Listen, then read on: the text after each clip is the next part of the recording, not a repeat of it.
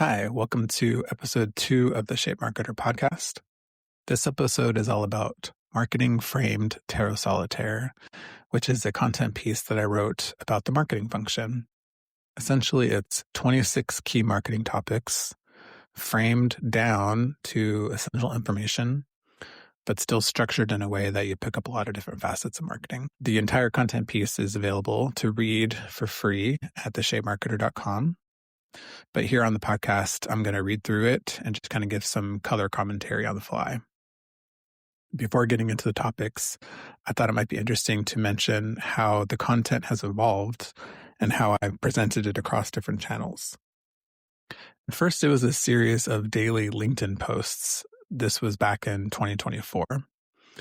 Then I put a WordPress site together and kind of built them into a blog.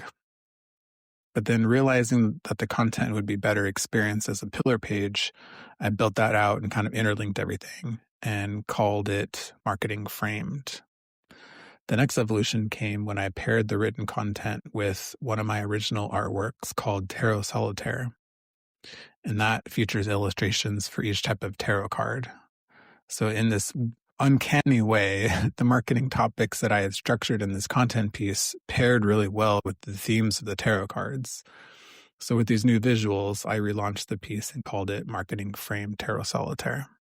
Besides the content piece being on the website in this audio version, I also produced a 2-minute reel that visually shows each card and its paired marketing topic with just a line or two of copy. This is like a really pared down TLDR version. And you can check that out if you want on my Instagram and TikTok, both at The Shape Marketer. Okay, so let's get into Marketing Frame Tarot Solitaire. The fundamentals of marketing across 26 tarot cards. Here, let me just quickly list the 26 topics to give you some context, and then I'll get into each. So here are the 26 topics covered.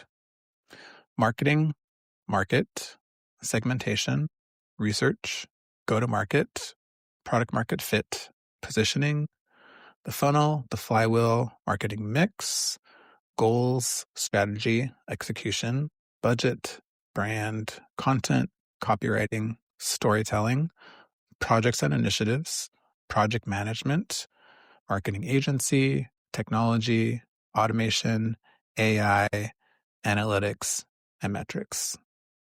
All right, let's get into it. Topic number 1, marketing with the fool. If you have a product or service to sell in exchange for money, you're in business. Marketing is all the different ways you attract an audience to your product or service. And there's 2 popular models to explain how this would work, how marketing interacts with the business. There's the 7 P's of marketing, and that's product, price, promotion, place, people, process, and physical evidence. And these are all listed out in detail on the website. For example, your product could come in lots of variety or colors or sizes, have different functionalities, packaging, all the stuff that factors into building out the product and what it is. And then then your price is how you're promoting it, pricing it, how you're discounting it, are you bundling it, credit terms, margins, all that kind of stuff. Promotion obviously is the advertising you do, your sales force. It's your visual identity of the product, the category you're in. Place is where your product or service is sold or bought. Also includes inventory, logistics, and distribution. People are the individuals behind your company. This is your company culture, your training and skills. Process is how you meet customer expectations, your tech support, your design features, your R&D, that kind of stuff. Physical evidence is, the expertise your staff might have. This is your promotional materials. This is the online experience, the social proof, reviews and testimonials.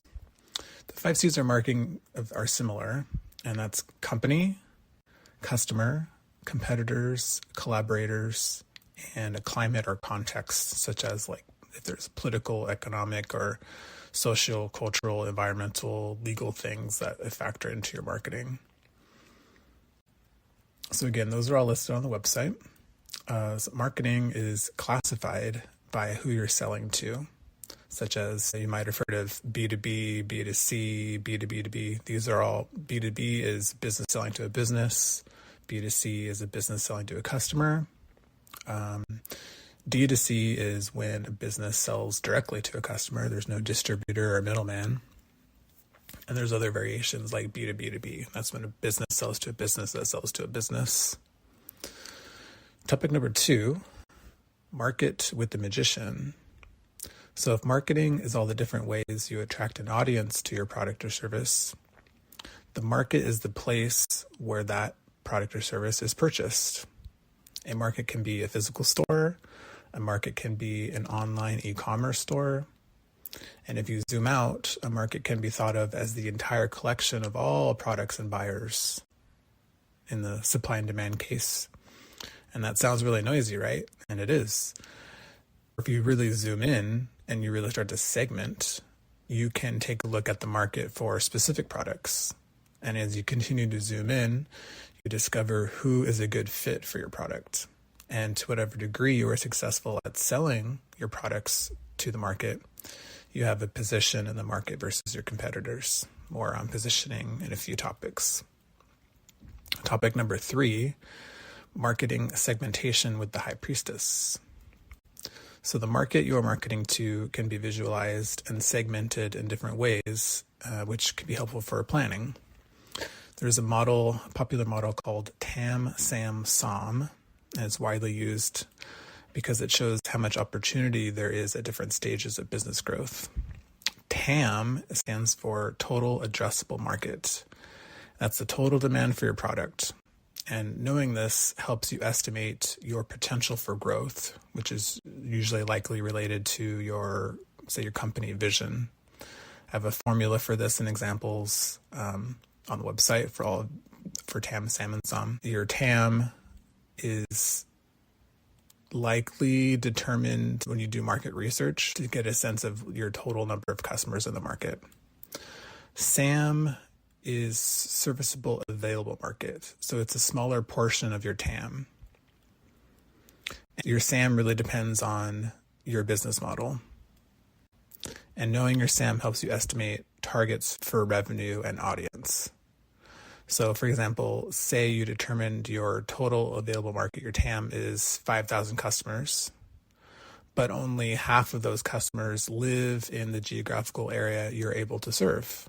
So your SAM is maybe only half of your TAM.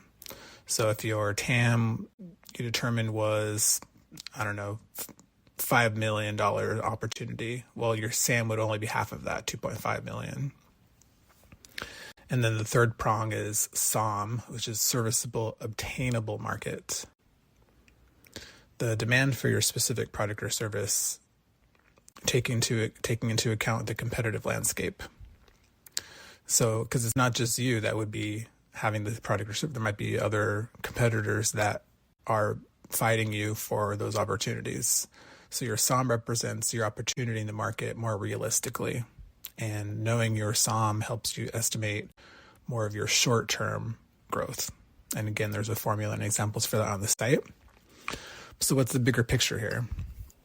Well, marketing is an art and a science.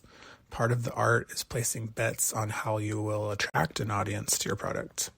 It's likely that you'd want to place a majority of your money on your SOM, but also invest, but maybe not so much, in your SAM and your TAM. Topic 4, market research with the Empress. So now, what about the idea of focusing your marketing efforts on your SOM, which is your segment of the market that's a fairly accurate representation of the demand for your product and the competition? Let's call this your target market. Now, here comes market research to really set you up for success. Depending on the degree you invest in it, there you go, placing your bets again, and how well you utilize the insights, market research is a key enabler to knowing what your marketing efforts should be. If you really understand your target audience you can craft your product and the promotion of it to better appeal to them. This includes understanding their problems, their pain points, why they buy from you, why they buy from your competitor, and sometimes, better yet, knowing why they didn't buy from you at all. So kick off your market research with defining your buyer personas. This is a fictional, generalized representation of your ideal customers, which might take into account any or all of the following: age, gender, location, job title, family size, income, and major pain points. This is your initial best guess of your ideal customer. Over time, you will refine it and perhaps discover that your business attracts several personas. And so having a persona or several helps you visualize how to streamline communications with those people in your target audience. Next, conduct market research with a representative sample of your target customers. By conducting surveys, polls, and focus groups, these are all methods of gaining insights from your target customers. And this kind of data gathering is called qualitative or primary research. It's first-hand feedback and public opinion of your product versus your competitors. Data gathering of the quantitative secondary type comes from like public records or just generalized research. There's trend reports, marketing statistics you can just pull from Google or other types of like companies that do it, other industry content, and also any sales data you might have from your customers and your competitors. Speaking of competitors, you will definitely want to identify them as part of your market research if possible. You'll probably likely know who they are, but to craft a thorough list, G2 Crowd is really good. That can be leveraged. There's other types of marketing reports from companies like Forrester and Gartner, which list industry leaders, and social media channels are also great directories if you like to search that way. If your market research is effective, you will likely also uncover what is trending in your market and if there's any under-addressed or underserved customer needs that can be leveraged into an opportunity. Topic 5, go to market with their emperor. Go to market usually has the word strategy attached to it and condensed down to GTM strategy. Essentially, go to market is your step-by-step plan to develop your products, bring them to the market, and then promote them. The word strategy brings in the element of timing and suggests that the plan should be well calculated and representing a consensus among those involved in crafting it. Your go-to-market strategy could be your plan to deliver your very first product to the market, or it could be introducing a new product, perhaps one that was developed specifically for a trend or an opportunity that was unveiled in your market research. But regardless, it relies heavily on your knowledge of your target audience and your target market. Pricing, where you sell it, and the buying journey, how people will go from unaware to buyer, should all be mapped out in your go-to-market strategy. Really, this goes back to the 7 Ps and the 5 Cs of marketing, and you can craft a solid go-to-market with those. Topic 6, product market fit with the Hierophant. So we got our product to the market with our go-to-market strategy, which was informed by our market research, which was focused on our target customer and target market, which was determined by our TAM, SAM, SOM model. So you built it and delivered it to the market. Your customers will just start flooding in now, right? Well, enter product market fit, PMF, to determine if you are successful or not. The creator of the concept is entrepreneur investor Mark Anderson, who said, product market fit means finding a good market with a product capable of satisfying that market. That seems simple enough, right? Seems like if you are happy with the realistic revenue opportunity of your SOM, at least for now, and you brought a well-informed product to the market, then things should just work out from there, right? But the key is customer satisfaction. Product market fit is the scenario where target customers are buying, using, and telling others about your product in large enough numbers to generate sustainable growth. If customers aren't satisfied, they won't continue to buy, and they surely won't recommend you to others. The flywheel, which we'll talk a bit in a sec, never really gets going. There is no universally agreed upon way to determine product market fit, but there's a couple rules and several metrics that could be indicators. First, there's the 40% rule. If at least 40% of the surveyed customers indicate that they would be very disappointed if they no longer had access to your product or service, you might have product market fit. Other metrics that could be indicators are renewal rate in, say, a subscription, retention rate, churn rate, net promoter score, customer lifetime value, customer acquisition cost, and if your company is getting referrals. And depending on the type of product or service you have, product market fit can be achieved over time by consistently receiving feedback from customers and iterating on the product until it can satisfy demand and activate growth. Topic 7, positioning with the lovers. Positioning is one of my favorite topics in marketing. And not only do I love April Dunford's work on positioning, she has 2 books and a podcast that are awesome. I also agree that it is the underpinning for all that you do in sales and marketing, your entire business strategy, really. Positioning is context setting for products. Without context, products can be very difficult to understand, especially ones that are truly innovative. Customers need to easily understand what your product or service is, why it's special, and why it matters to them.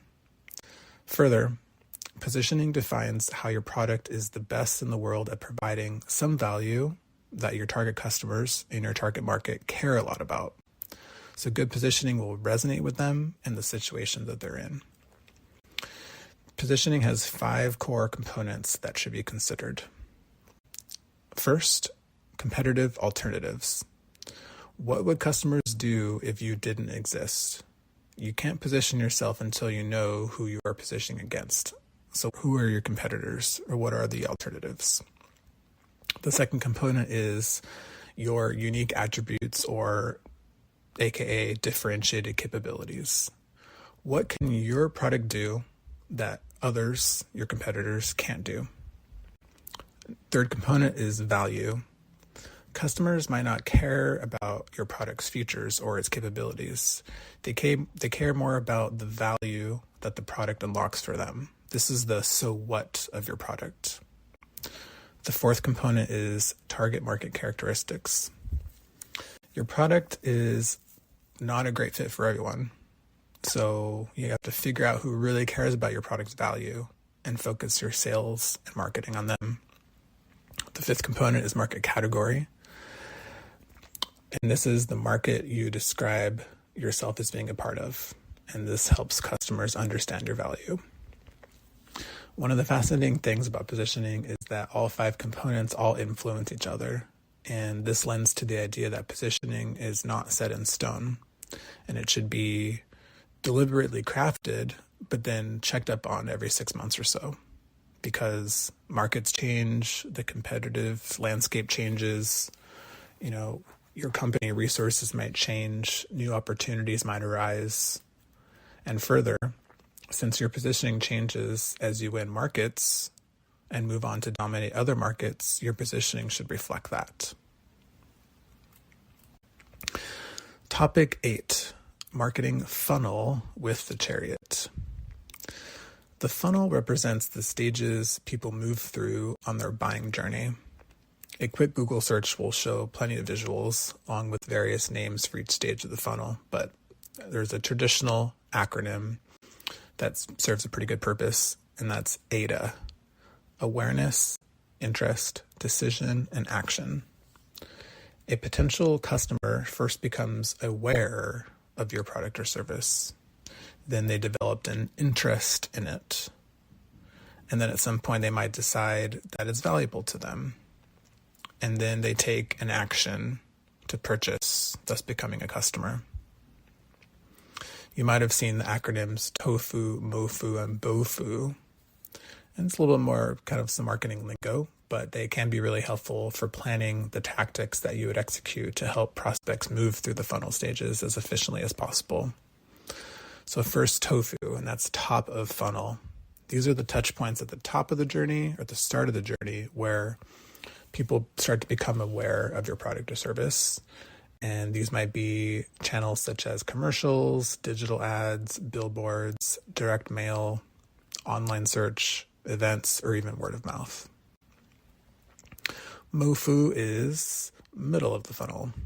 These are the touch points in the middle of the journey where they might be researching your product, the competition, what they have, and interacting with content from your brand, such as email newsletters, webinars, podcasts, social media content, or even product demonstration. And then you have BOFU, that's the bottom of the funnel. These are the touch points at the end of the journey as they develop intent and purchase your product.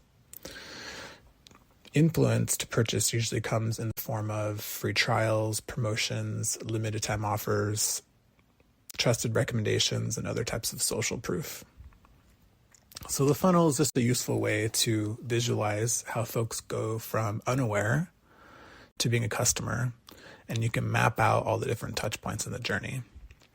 Marketing is usually responsible for the top and middle parts of the funnel, while the sales function tends to be more supportive of the bottom.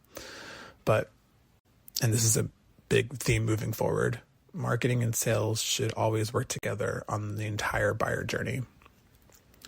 Which brings us to consider the customer journey, not just as a funnel model, which has an end result of a customer, but as an hourglass model with accompanying stages for what happens post-purchase, such as onboarding or further activation, repeat purchase, loyalty, referral and endorsement, and into full-on advocacy. Topic 10, marketing flywheel with strength. The flywheel model is a bit different from the funnel model. It has marketing, sales, and service teams revolving around the customer, effectively working together to generate happy customers. After all, happy customers spread the word and feed the top of the funnel. They also provide the energy that fuels and spins the flywheel. The flywheel model was unveiled by HubSpot in 2018, so it's a little bit more of a modern model, and they were doing their inbound conference in 2018. I remember I was watching. A quick definition of a flywheel might be helpful. A flywheel is a machine that stores rotational energy. When you add energy to the flywheel, it starts to spin. Add more energy and it spins faster. And a flywheel will keep spinning until an outside force slows it down. So for the purposes of the marketing flywheel model, rotations of the flywheel represent the growth of the business.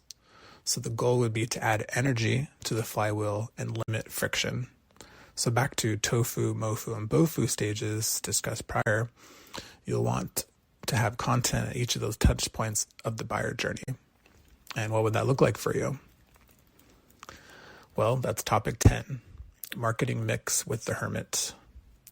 Since the buying journey can be very complex with several touch points, especially in today's digital age, the goal would be to distribute a mix of content and brand experiences across a mix of channels. This is your marketing mix, and it would be, once again, informed by your market research so that you know what channels your target audience uses to consume content. In other words, you're meeting your customers where they are at. Use the channels that they use. Offer them entertaining, educational, and engaging experiences that you know will resonate with them at a given stage of their buyer journey. Examples of traditional marketing channels are billboards, TV and radio broadcasting, direct mail, telemarketing, newspaper, magazine, and other print.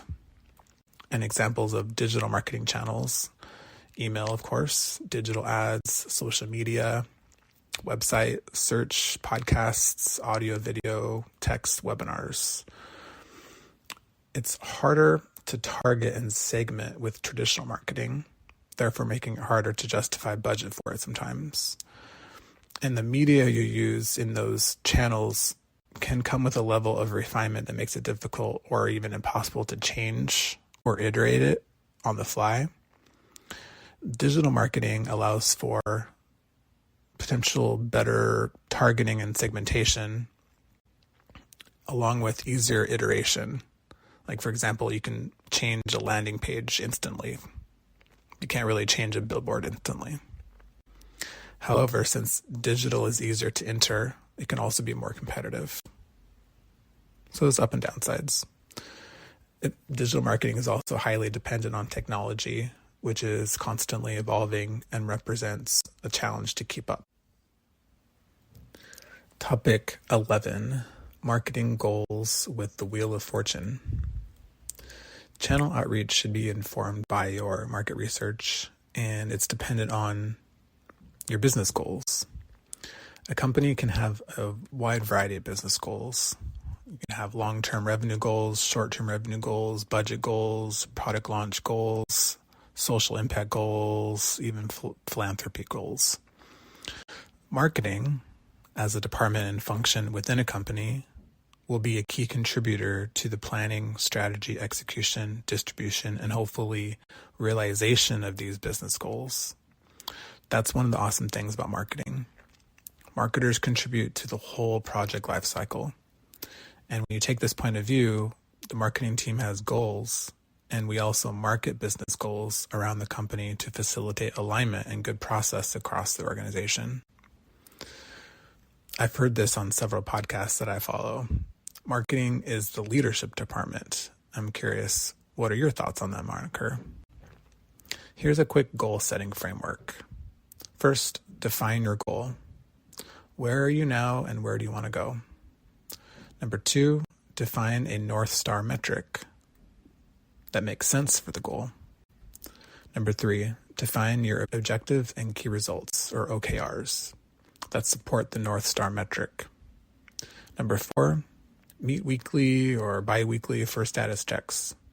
And number 5, meet more on quarterly or yearly terms to measure performance and set goals for the next quarter or year. OKRs are helpful because it's a way to track how well different teams are doing and contributing to hitting the main goal. Objectives are qualitative and results are quantitative. So for example, you might have an objective to write an impactful social media series on marketing topics. So a key result 1 might be to write and design the content. Key result 2 might be to collect 20 pieces of feedback, and key result 3 might be to get 5,000 impressions on the content piece.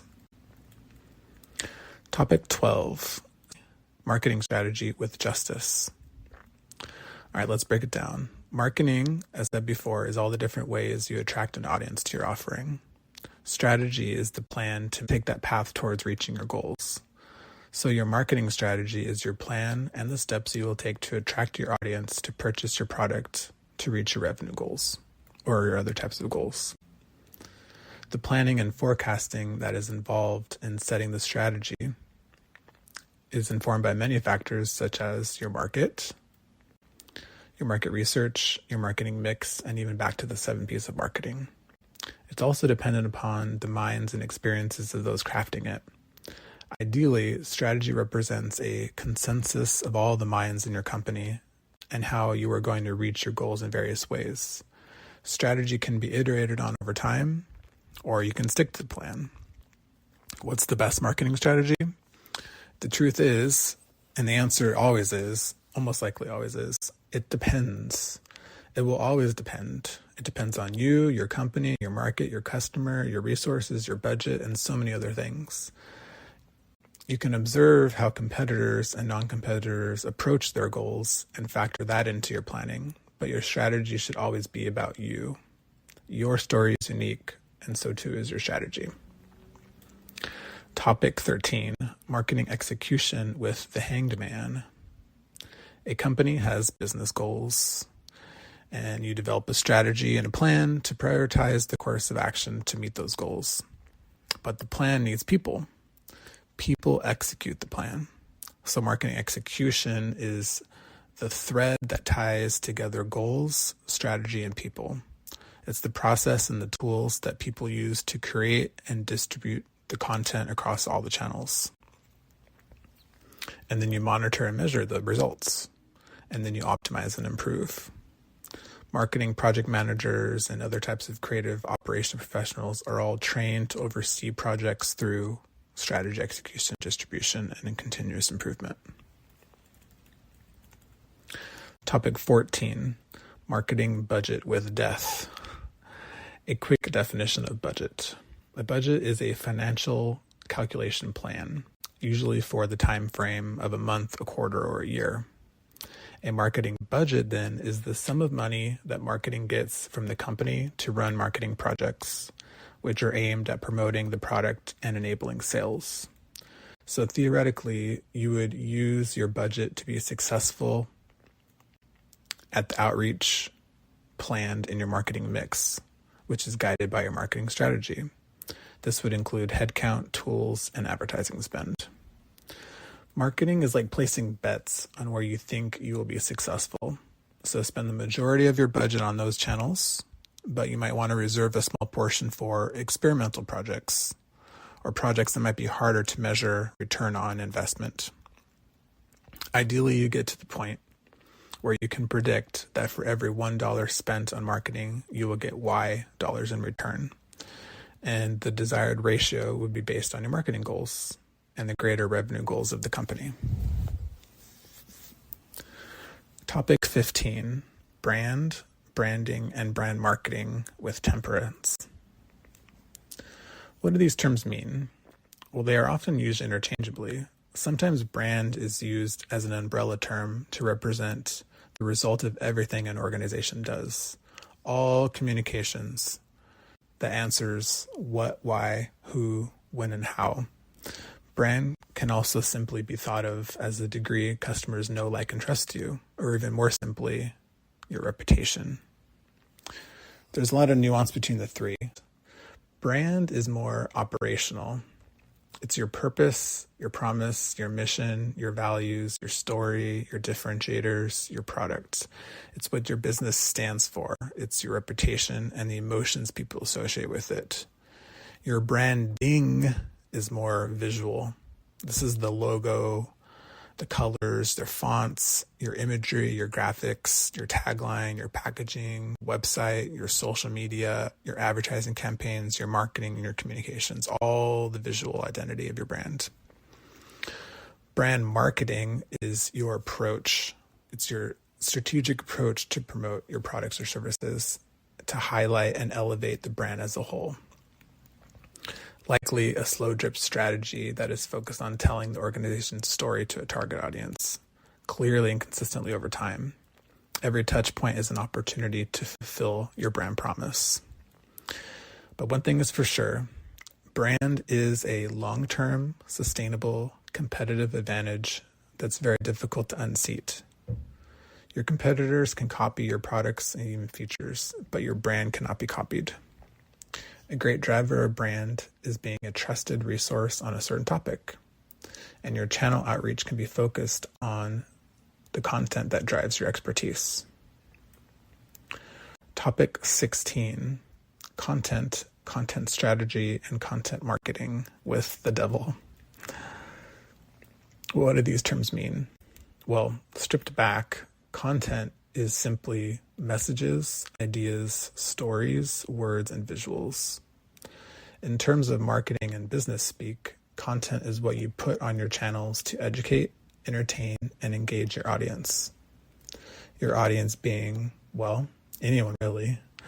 Your prospects, your leads, your customers, loyal customers, your employees, your investors, etc. If only you could put specific pieces of content in front of specific audience members at specific times. But you can. You just have to figure it out and your plan. That's your content strategy. Content strategy, like all other types of strategy, considers your goals and maps out a plan to achieve them. Executing the plan comes down to talent and tools. That's your content marketing.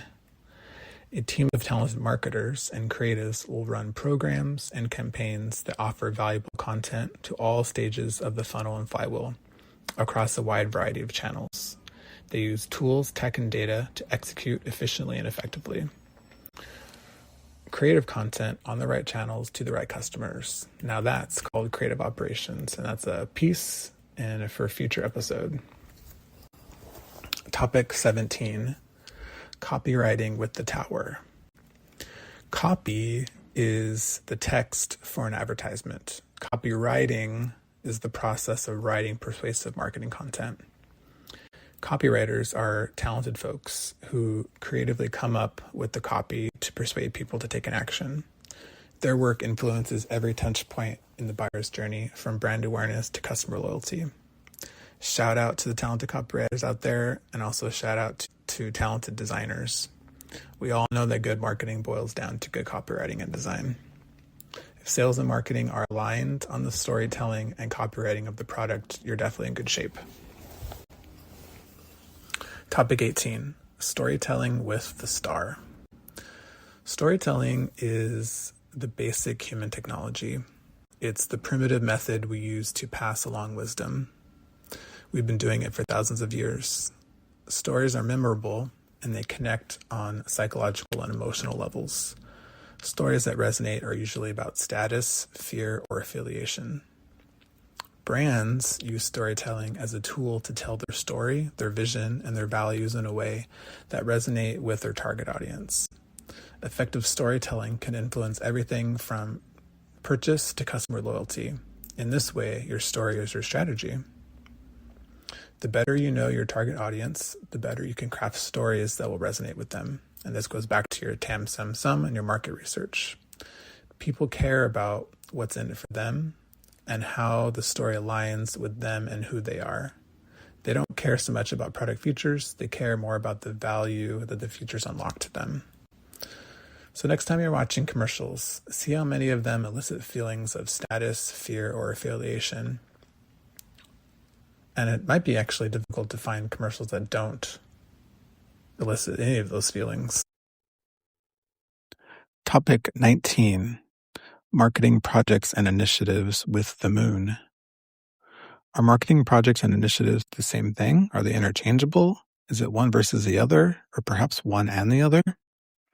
Well, starting with common definitions, the Project Management Institute defines a project as a temporary endeavor undertaken to create a unique product, service, or result. The Cambridge Business English Dictionary defines initiative as a new plan or action to improve something or solve a problem. So both are focused on outcomes, but the key difference is initiatives are more open-ended, while projects definitely have an end result. So in this way, initiatives are a great precursor to projects. Initiatives are how organizations translate their mission and vision into a plan to hit goals. Projects, which are more operational, are how organizations execute the plan. Projects break down the plan into actionable items and everyday tasks. A complex strategic initiative likely consists of multiple projects and ongoing work. And in this regard, executing initiatives is like managing a portfolio of projects. Topic 20, marketing project management with the sun. The process of managing marketing projects so they're successful is called marketing project management. And a marketing project manager owns this process of delivering successful projects, which directly impacts the success of marketing initiatives, which are ultimately linked back up to company revenue goals. So in this way, marketing project manager is a common thread from strategy through execution, and they must know about the strategic nature of the initiative so they can execute the project to the plan successfully. Marketing projects, like other types of marketing, produce specific deliverables or pieces of work that are then used in marketing campaigns and programs. Marketing project deliverables tend to be creative and visual. Graphic designers, copywriters, and other talented creative people produce these types of deliverables and ensure that they're quote unquote on brand. The marketing project manager empowers these creatives by explaining the strategic vision of the project and then leads them through the work until the final deliverable is ready. Marketing project managers may be directed by the organization to use certain processes to manage projects, or they might create a customized process for the team. Either way, the process likely pulls from the fundamentals of traditional waterfall or agile project management. And each approach has nuances, but largely follow these 5 process stages. Initiating, and this is where you define the project, assess the scope, and you make initial resource estimates. And then you move into planning, which is where you map out the performance and milestones, deadlines, and more of the schedule. Third, you start to execute the project. This is where you launch, onboard, and empower the resources. The 4th process is monitoring and controlling.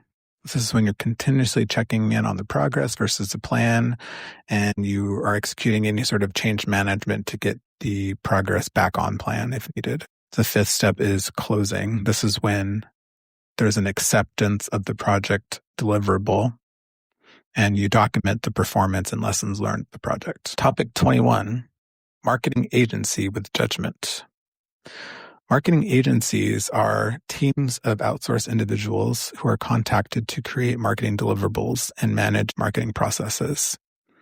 Hiring a marketing agency is an option if you don't have the right amount of resources that you might need for the marketing activities that you do.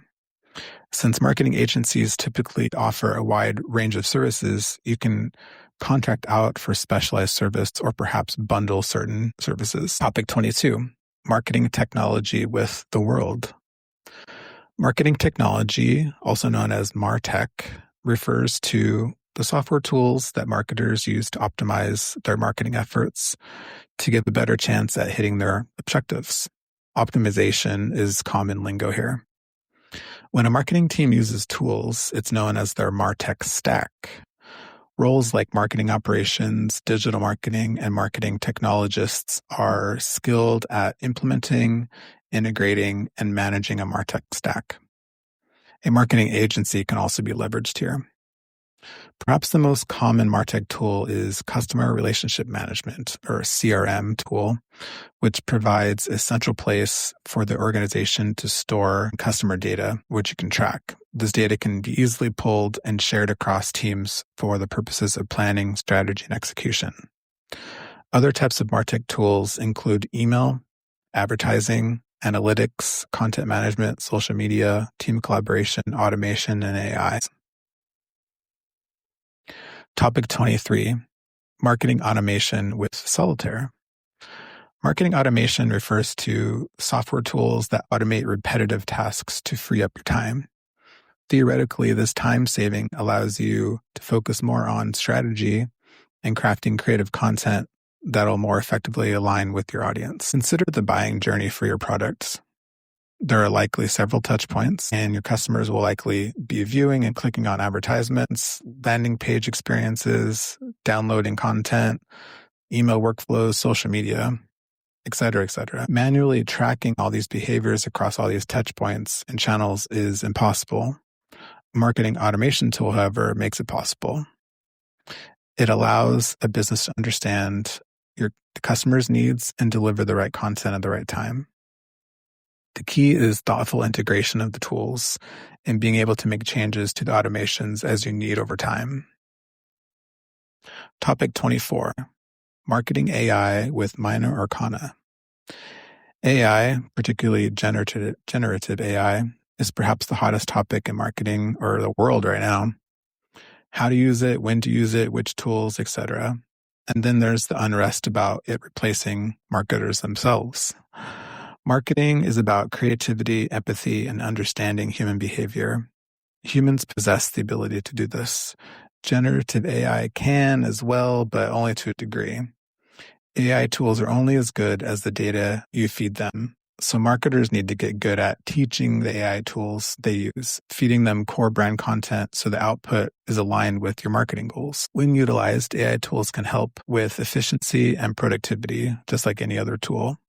This time saving allows you to focus better on strategy, iteration, testing, and optimization. You might be surprised by the AI tools that you're already using. Every time you ask Siri a question, you're using AI. Netflix, Spotify, and other streaming platforms use AI algorithms to analyze your content consumption to start to recommend content for you. And social media platforms use AI to curate your news feed with content.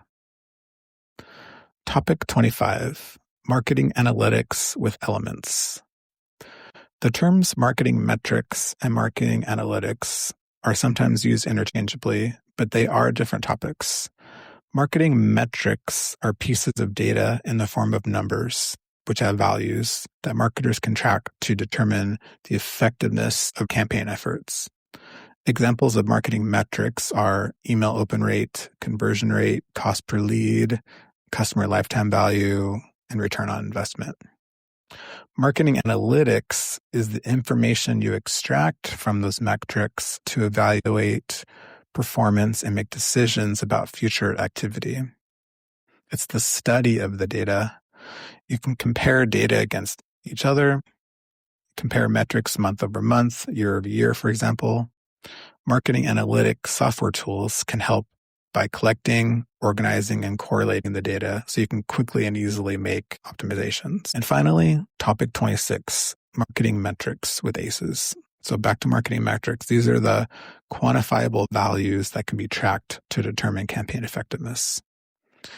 The metrics that you want to be tracking relies heavily on the campaigns that you're running.